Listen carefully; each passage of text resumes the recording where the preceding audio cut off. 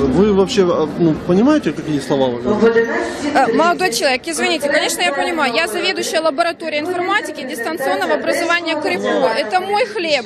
Ну вот вы как заведующая лаборатории информатики дистанционного образования. Можете сейчас для наших телезрителей по всей стране сказать, что такое IP-адрес?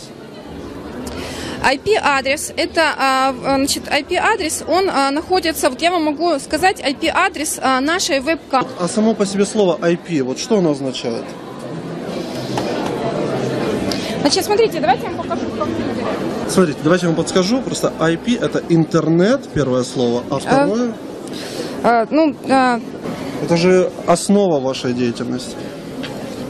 Сейчас, подождите, выключите камеру, потому что я сейчас переживаю. Вы не переживайте. Давайте я вас спрошу, что такое IP? Вы скажете, интернет-портал. А все-таки, а что такое IP? Ну, если сказать просто, то это просто интернет-портал.